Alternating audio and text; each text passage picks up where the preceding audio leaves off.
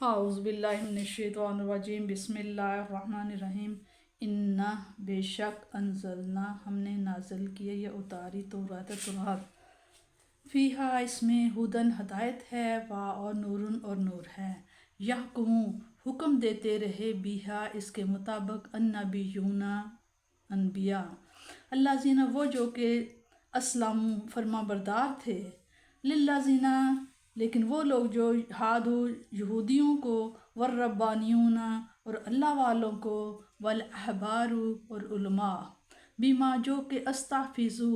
جو کہ اس کے محافظ ٹھہرائے گئے تھے من کتاب اللہ اللہ تعالیٰ کی کتاب کے وقانو اور وہ تھے علیہ اس پر شہداء اور وہ اس پر کیا گواہ تھے،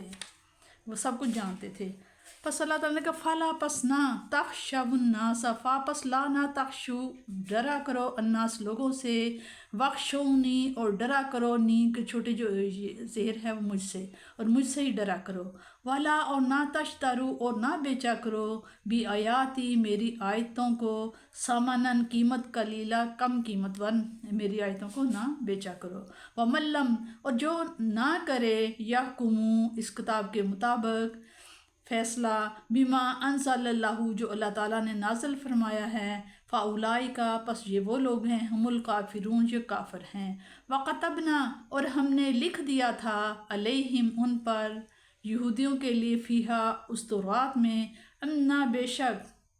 النفسا جان کے بدلے بالنفسی جان والعین بالعینی آنکھ کے بدلے آنکھ والانف بالانفی ناک کے بدلے ناک والاذون بالاذونی اور کان کے بدلے کان والسن بالسنی دانت کے بدلے دانت والجروح قصاص اور زخموں کے لیے قصاص جن کے برابری ہے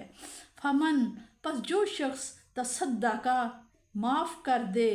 بھی اسے فہوا پس وہ کفارۃ لہ تو وہ کیا ہے گناہوں کا ایک کفارہ بن جائے گا، معافی ہو جائے گی وملم اور جو نہ یحکما اور جو فیصلہ نہ کرے اس کتاب کے مطابق بما جو انزل اللہ جو اللہ تعالیٰ نے نازل فرمائی ہے فاولئک پس یہ وہ لوگ ہیں ہم الظالمون یہ وہ ظالم لوگ ہوں گے۔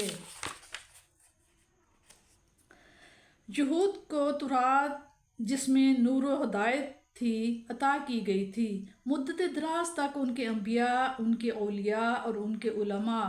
اس کے مطابق فیصلے کرتے رہے اور اس کی حفاظت کی ذمہ داری جو ان پر عائد کی گئی تھی اس کو ادا کرتے رہے، لیکن بعد میں جب یہ ہدایت و نور کا صحیفہ دنیا پرست علماء اور نفس پرور زاہدوں کے قبضہ میں آ گیا تو انہوں نے نہ اس پر عمل کیا اور نہ اس کی حفاظت کی۔ تورات کی حفاظت کی ذمہ داری اللہ تعالیٰ نے بنی اسرائیل کے اولیاء اور علماء کے سپرد کی تھی، جب تک وہ اس ذمہ داری کو بجا لاتے رہے تورات ہر تحریف اور رد و بدل سے محفوظ رہی۔ جب عبادت گزاروں اور علم والوں میں اخلاص اور للہیت نہ رہی بلکہ جاہ طلبی اور دنیا طلبی کا غلبہ ہو گیا تو یہ ہدایت و نور کا صحیفہ دنیا پرستی کی نظر ہو کر رہ گیا، انہوں نے اپنی مطلب برآری کے لیے اس میں رد و بدل کر دیا۔ اس میں مسلمانوں کو بھی تنبیہ ہو رہی ہے کہ علماء یہود کی طرح بادشاہوں اور امیروں سے ڈر کر تم بھی قرآن کی معنی میں ہیر پھیر نہ شروع کر دینا بلکہ اللہ تعالیٰ سے ڈرتے رہنا جس نے اگر پکڑ لیا تو کوئی چھڑا نہ سکے گا، اگر اس کی نگاہ لطف و کرم سے محروم کر دیے گئے تو دنیا تنگ ہو جائے گی اور کہیں گوشہ عافیت نہ ملے گی۔ جو شخص اللہ کے حکم کی توہین اور تحقیر کرتے ہوئے اس کے مطابق فیصلہ نہ کرے گا وہ کافر ہوگا، کیونکہ احکام شریعہ کی توہین اور تحقیر کی صرف وہی جرأت کر سکتا ہے جس کا دل ایمان و یقین کے نور سے خالی ہو۔ ایسے شخص کو کافر، ظالم اور فاسق کہنے کی بڑی لطیف وجہ بیان کی گئی ہے، فرماتے ہیں کہ انہوں نے احکام الہیہ کو تسلیم کرنے سے انکار کر دیا، وہ کافر ٹھہرے، اور اس وجہ سے کہ انہوں نے اس قانون کو چھوڑ دیا